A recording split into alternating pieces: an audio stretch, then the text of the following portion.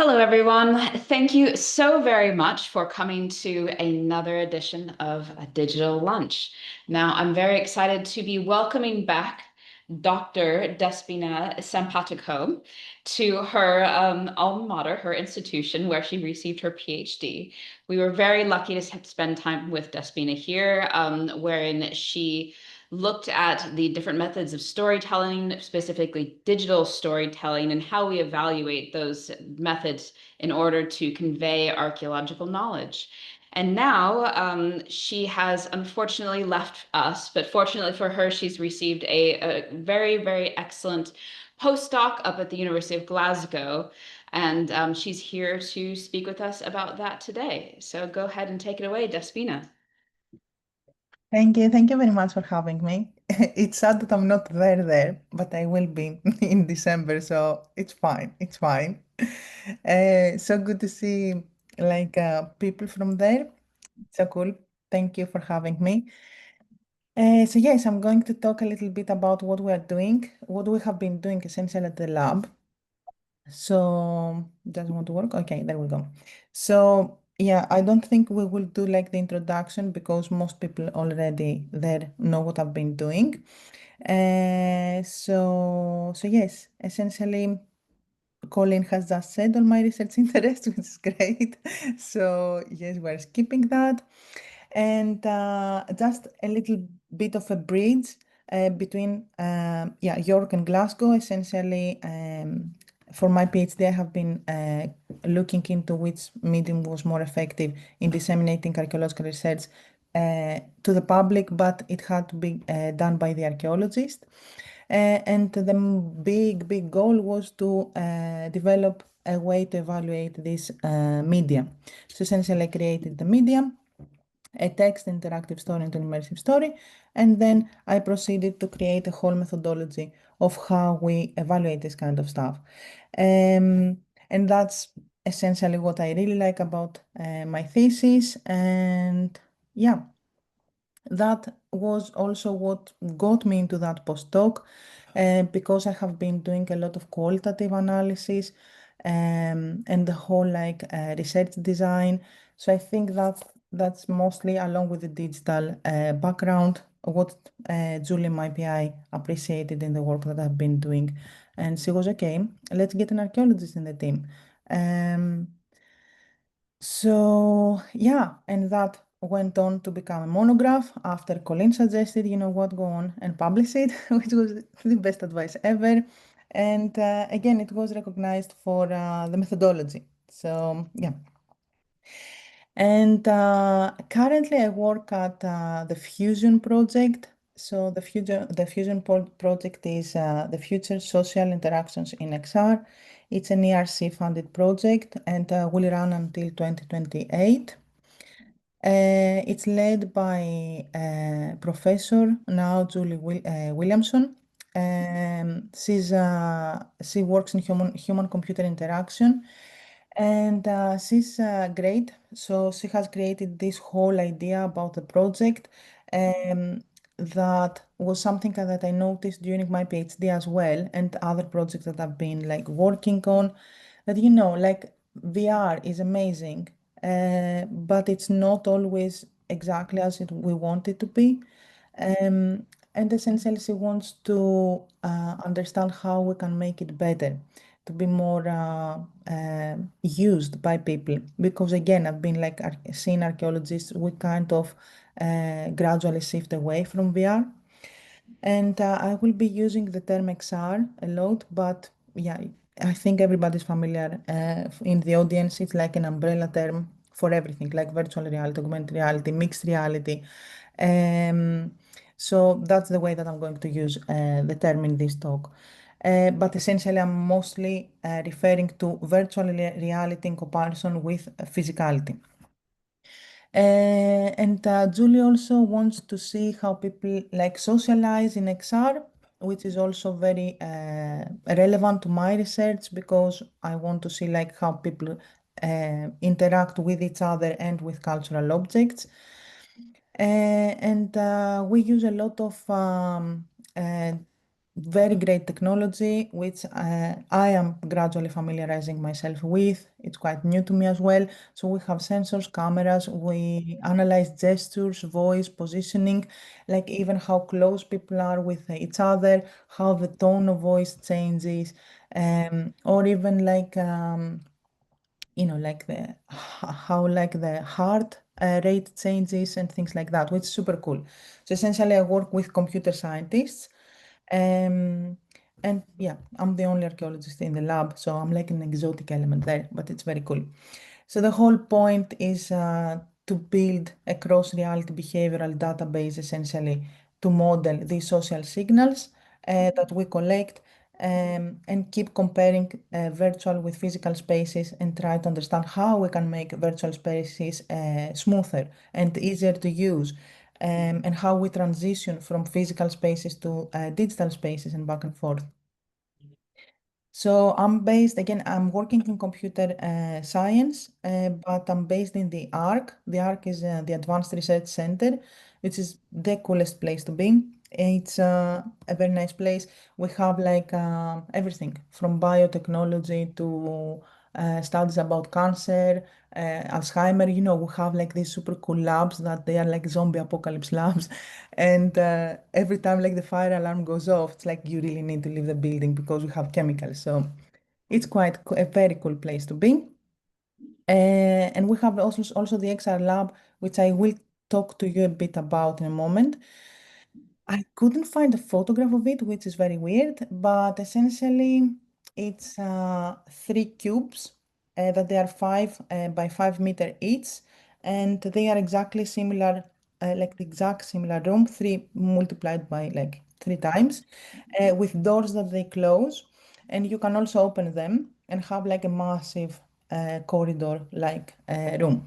But that gives us the opportunity to compare, to have people physically in one room and then people digitally again in exactly the same room. So it's weird. So if you don't understand something that I'm saying, it's because I'm not explaining it very well. So please ask me at the end whatever was not very clear to you.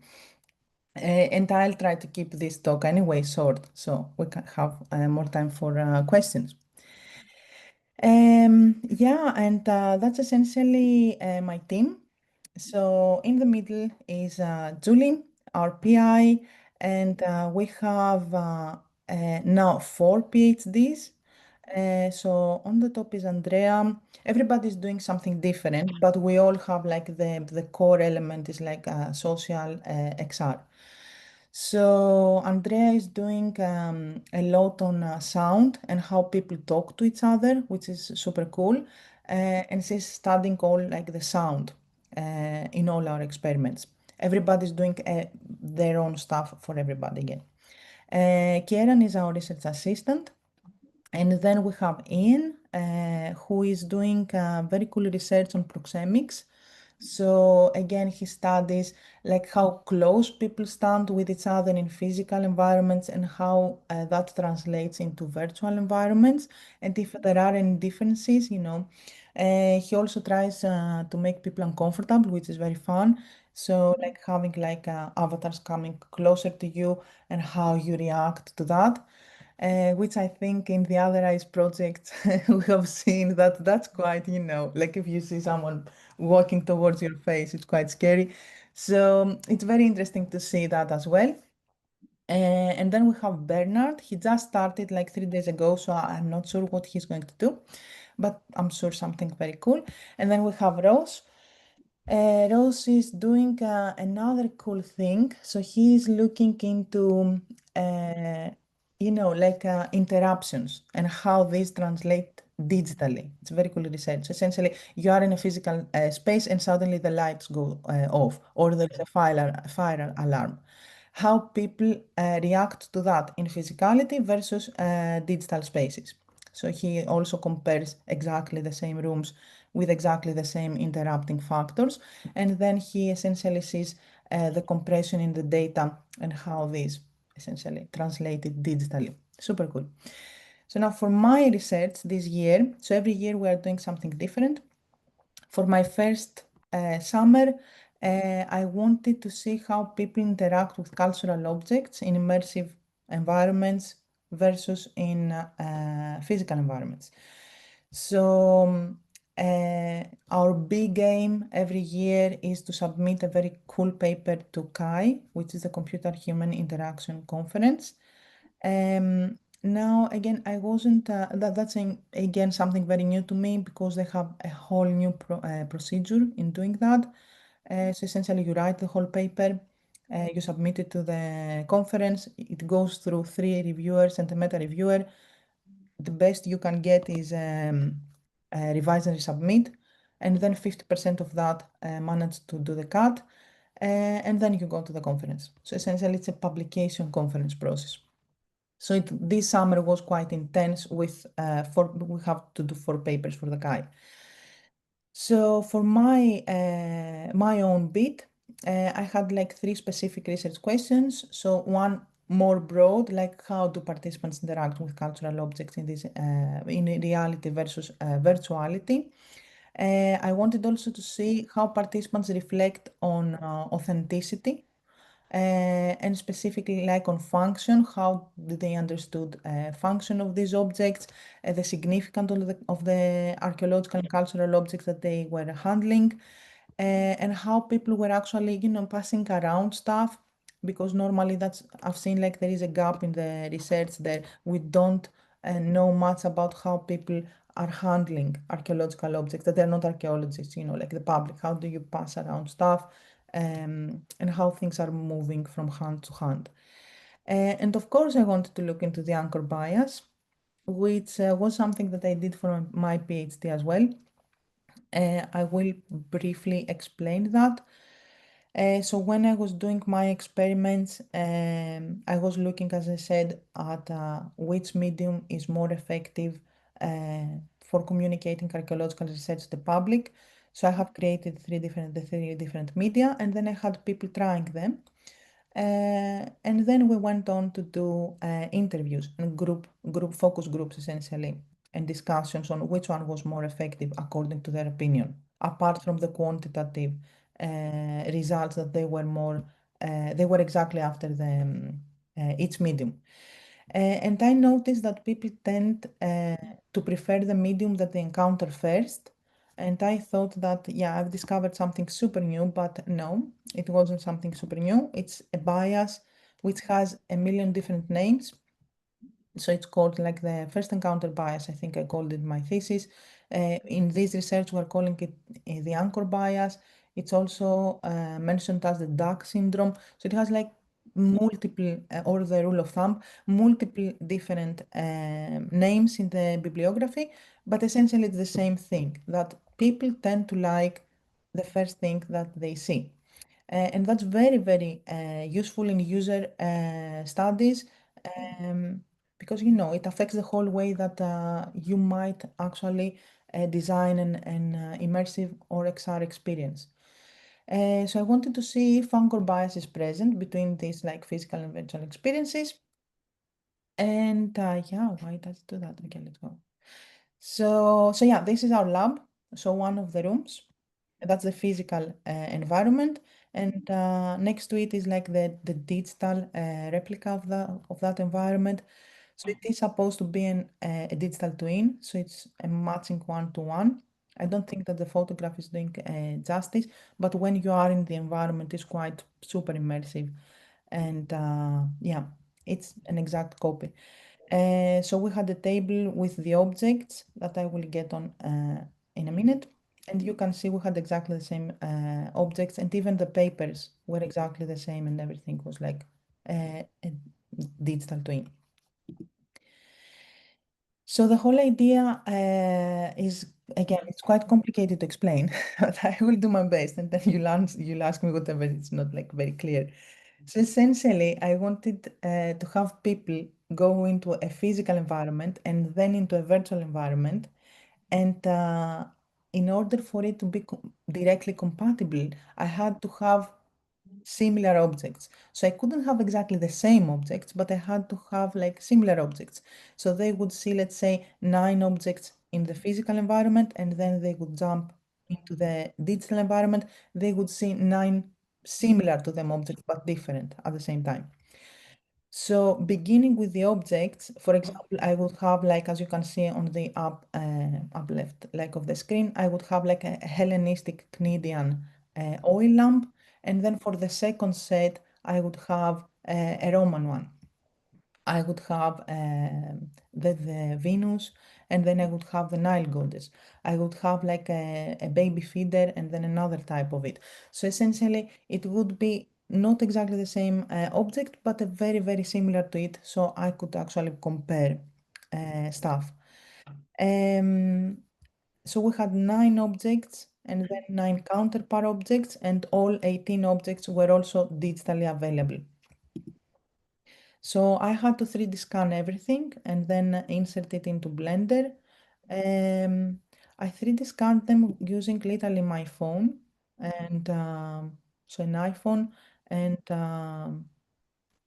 oh God, I forgot like but it's a great detail. So so it was the now I'm forgetting the name. Yeah, Polycam. So it was the Polycam that I used, which is super great for this kind of purposes, for these objects.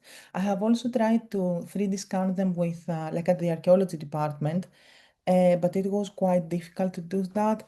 And then I also tried to again have them like professionally 3D scanned.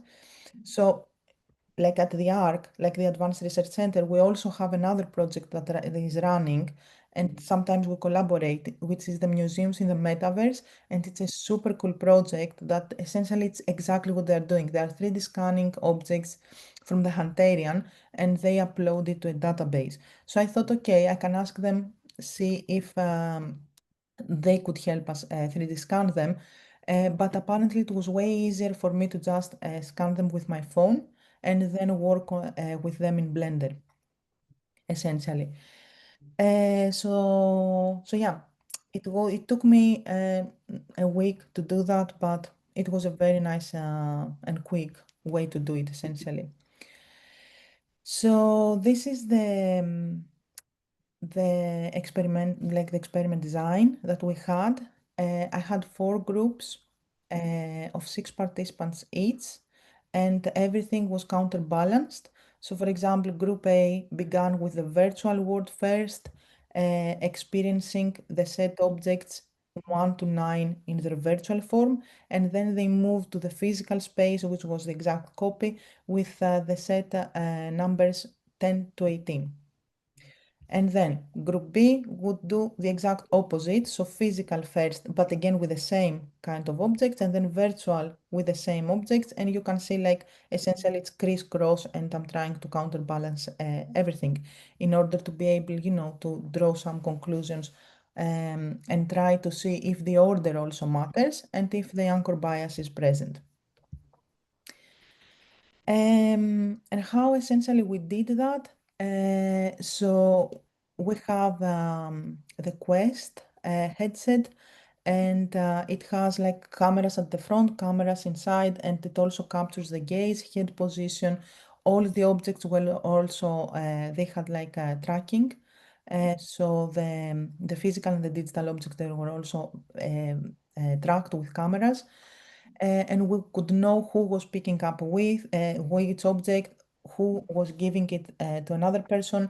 So essentially, we could track everything along with people's body position, head position, gaze, proxemics, everything. That was for the virtual environment. For the physical environment, we have these ARIA glasses, they are called. I've never seen them before, this lab. Um, but essentially they are transparent, they don't do anything, so they are normal like glasses, but they have exactly the same cameras, uh, so the same exactly tracking as the headsets, the VR headsets that we were using. So essentially we could capture the physical environment and the movement that people were doing or who they were looking, with exactly the same way we were doing it in virtual environment. I asked the participants so I gave some information about the objects at the beginning, but I tried to keep it brief. No one was actually an archaeologist or a cultural heritage person. I explained to them that these are replicas, and I also have had like a short description for each one of them on the table that they could look at when I wasn't like in the group. Um, so the tasks that I asked them to do was to group them however they saw fit. So all six participants would have a little chat about the objects, and then they would decide how they wanted to group them. They could go like anyhow, it didn't really matter. They could go with material, chronologically, like the purpose of each object and so on. And after they have done that, I group them to pairs and I ask each pair to create a story about the objects. So essentially, I was very interested to see like how they socially interact with the objects and how they pick up stuff and they pass them around in the group. And that was a very fun experience. Like the stories that they came up with were amazing. Maybe that's another. So we didn't actually study any of the stories, but that's something I really want to do as a qualitative meta-analysis because the stories were really great. And you can see here how they looked in the physical environment with the AR glasses on, and then in the virtual environment, but in the same physical space and as avatars. So the results of that, we conducted both quantitative and qualitative analysis. I was responsible for the qualitative one, and Julie ran the quantitative analysis.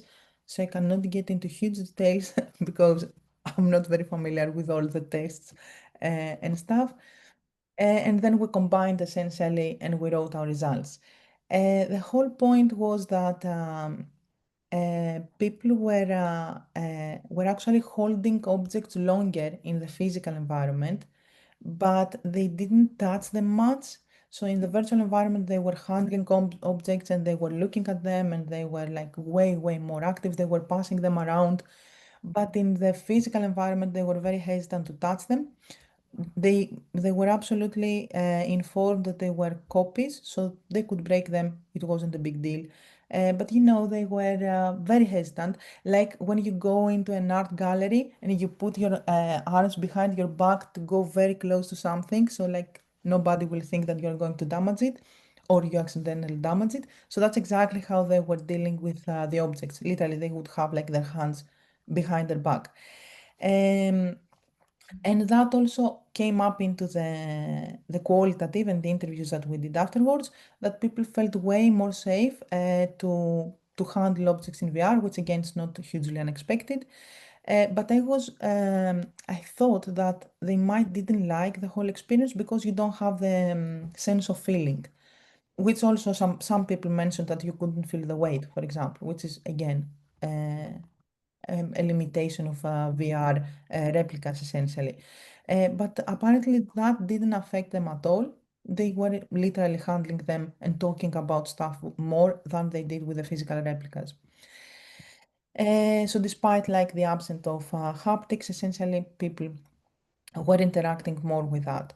And another thing that came up, which I don't know if it's here or I think it's here. So that was very interesting that we had them using controllers and they felt like, I don't know why, but they felt like more empowered that they had the controllers and they could like click and get something.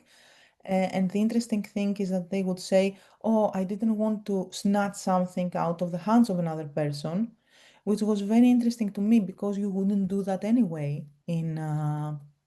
like in actual environments. If someone is holding an object like physically, I'm not going to grab it and take it.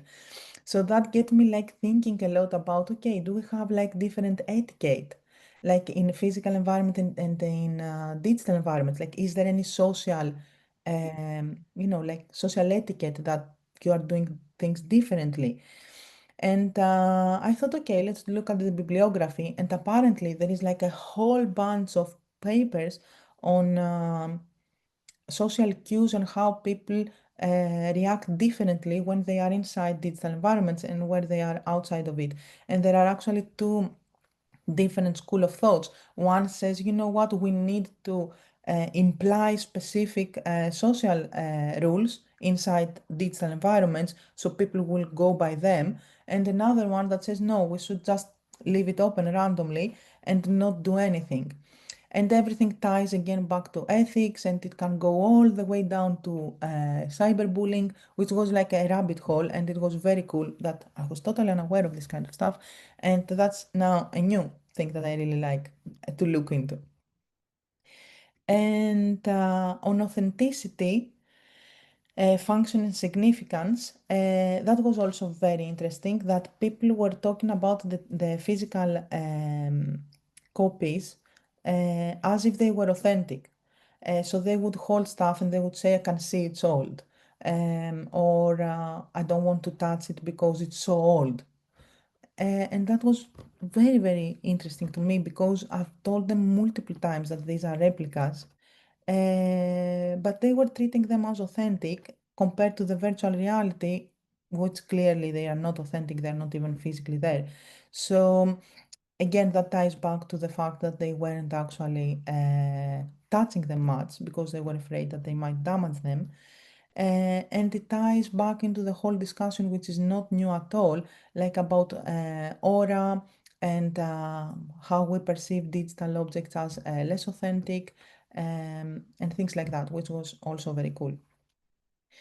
But the other thing that came up into during the interviews is that people were they really wanted the authenticity, which was something that also had came up into my PhD, that people craved authenticity. So okay, I was trying during my PhD to essentially tell them that, okay, we don't have all the answers, but they really wanted answers, they really wanted authenticity, they wanted stuff to be historically accurate. And that was the case in this experiment as well.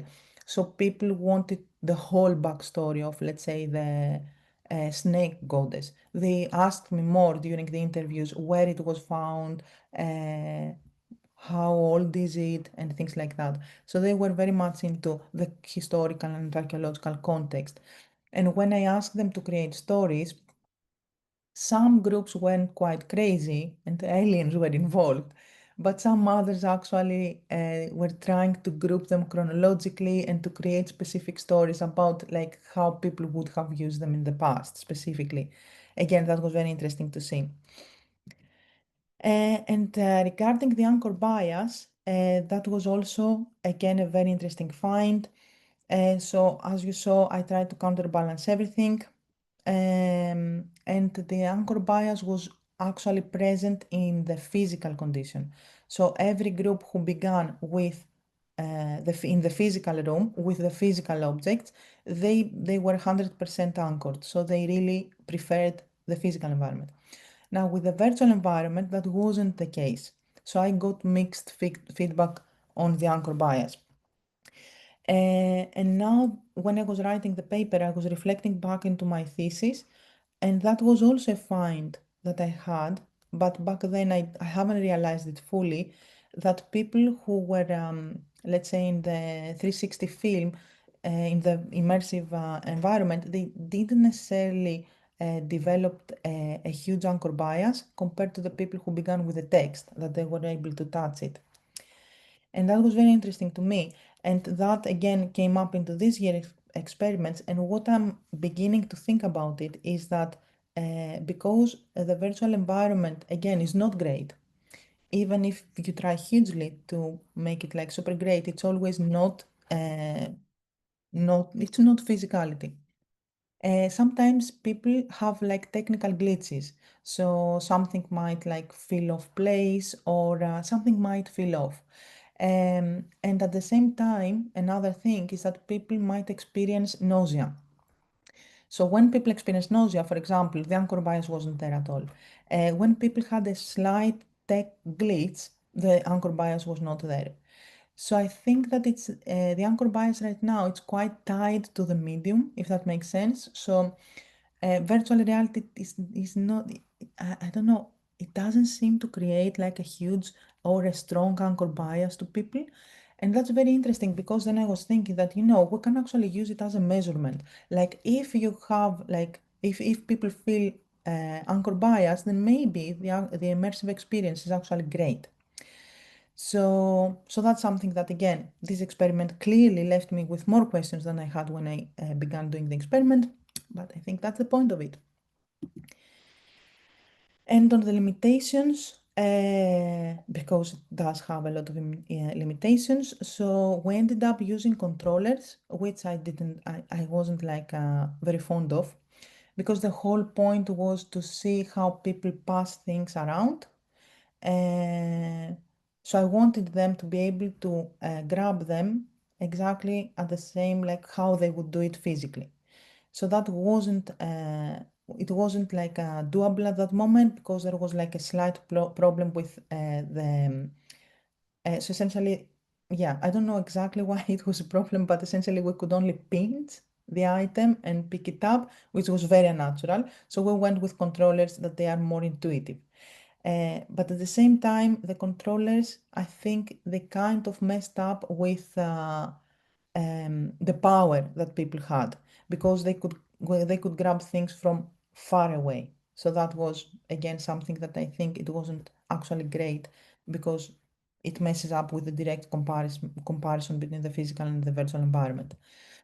The other problem was that our environment, the room wasn't like properly anchored. So every time we had like to essentially recalibrate the room. And that created a little bit of not a smooth transition between reality and virtuality. And that's something that we will work on this summer. So this summer, we're going to look into smoother transitions. So how do you enter a virtual environment from the physical environment and how we can make it like perfectly smooth. Um, the other problem clearly is that it's a small sample. So they were 24 people and I did counterbalance everything, but the counterbalance groups, I would like to have it like 4 times, if that makes sense. So to counterbalance it and then repeat it and repeat it and repeat it multiple times to gather even more data and then have like even more um, straightforward essentially results.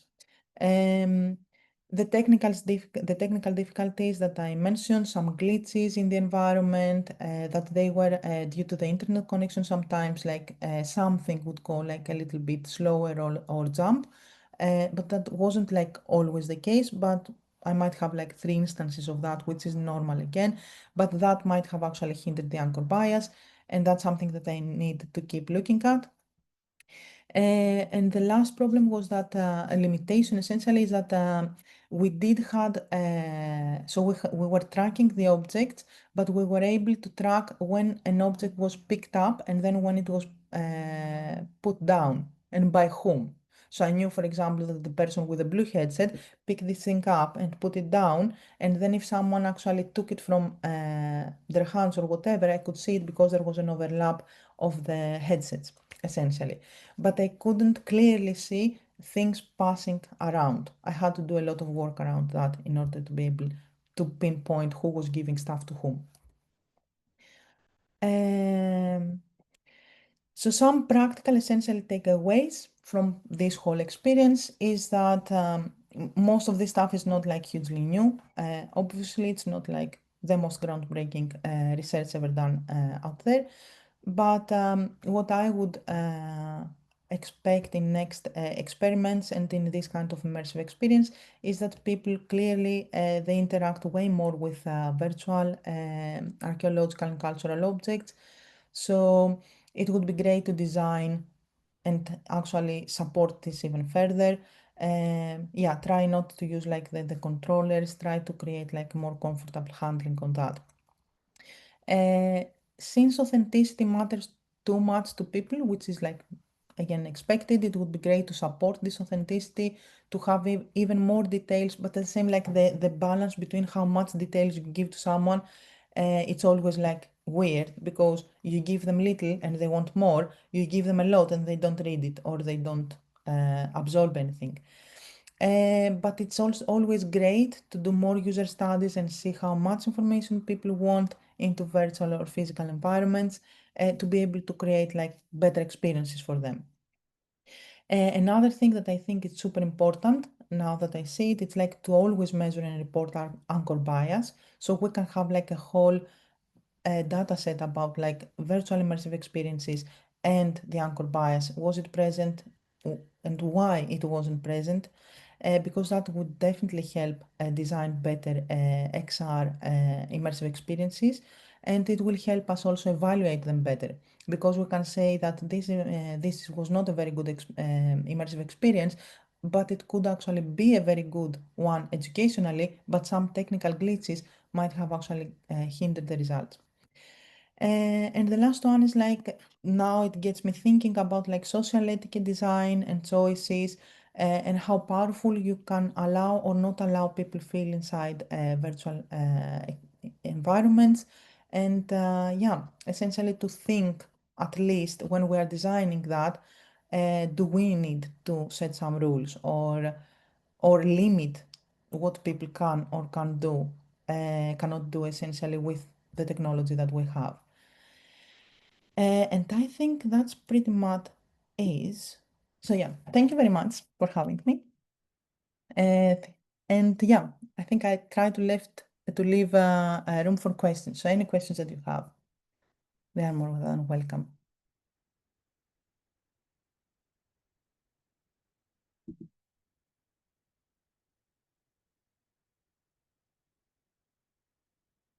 I don't know. Thank you so very much, Despina, for this great presentation.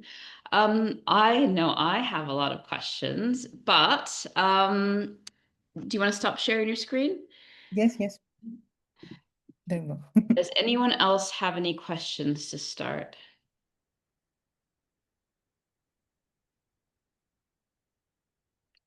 Nothing to start? Okay, well, I think it's really interesting that, I mean, your research highlights a sort of etiquette for handling cultural heritage objects. And I was wondering, do you have a something to contrast with, like a ball, right? Something that is not considered sacred, or something that is not that is meant to be played with. Um, the use of that, and is there a difference of use in that in reality and virtual reality? Okay, that's super, but I haven't thought of that. I just noted down because we can actually do that. No, we didn't do any comparisons with like other objects that they weren't cultural, but that's very, very great. We could actually try to do that. I would expect them, I mean, I cannot tell because we haven't done this, but I would expect them to react differently in the cultural objects because they did react differently in the virtual environment as well. They didn't perceive them as super sacred or ancient or whatever. So that affected the way they were handling them. They were literally tossing them around. So, you know, but yeah, noted, Colin. Well, you also have kind of hero objects as well. I wonder if you might try like, potsherds or something like that as well. In a what, sorry? Like, because you kind of have like objects that are very charismatic, are complete, are very recognizable to people. Um, and I was just wondering if what's the rest, that's about like 1%, if even that, of archaeological objects that we actually find. So what about the 99%? What about the all the potsherds and other sort of less again, museum type objects might be another place to go with that. But it looks like we have, is this a question in the chat here? Okay, from Megan. Um, Megan says, Megan, do you want to come on mic, or do you want to me to read your question out? I'll go ahead and read it out. Okay, she said she would unmute. All right. So she says, hi there. Thanks very much for your talk. It raised a lot of interesting questions for me, particularly the anchor bias. I might have missed your explanation for this because my internet is spotty, but I was wondering why you went with different objects for the VR versus replicas rather than 3D recording the replicas and using the corresponding 3D models. Yes, no, that's exactly what we did. So with three, essentially, so yeah, it's because it's a complicated design to explain it. So essentially, we had 18 objects and all 18 were 3D scanned, and that's what we used in the actual environment, in the digital environment. So it's the corresponding 3D objects. So the physical objects and the virtual objects were exactly the same thing because I 3D scanned them. So it's not even like we went for the 3D models on a website. It was exactly the same objects. And also the objects were made by people who do that, like the Potted History, for example, made some objects for us. So it was exactly the same. I don't know if that answers it. It's quite complicated. My only thing is that, you know, because I wanted to see like the order and the anchor bias, for example, if I had like group A begin with a virtual environment first and the virtual physical objects, then they would move to the physical environment and they would see exactly the same objects.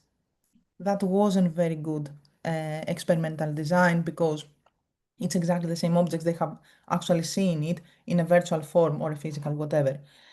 Um, so that's why I picked 9 similar to them objects. So they weren't exactly the same copies, but they were pretty much similar. Because if they were entirely different at the same time, you introduce other kind of biases. So it's not perfect, but it was at the time the best I could think that you can actually counterbalance it somehow. So essentially, the first group would begin with physical environment, 9 physical objects, and then they would move to the virtual environment and see 9 digital different of that, if that makes sense. Or I can go more into that. I Experimental sound like a design. crazy person. Experimental design. Yeah, and anchor bias for Megan, who might have lost it, is literally that we tend to prefer the first thing that we encounter. So if they enter the virtual environment and saw the virtual replicas first, they would anchor to that. And when I ask them, which one do you like better? They would say the virtual environment. So that's an anchor bias essentially. And yeah, if people just prefer the first thing, it kind of messes up our results essentially. If we don't take it in consideration that people like, they like the first thing that they see. It's also like it used a lot on UX, like people, for example, you know, like like when you have an app that you really like how it works, and then the company goes on and they change it. And you actually say, oh my God, I really like the previous one better, because that's what we normally like.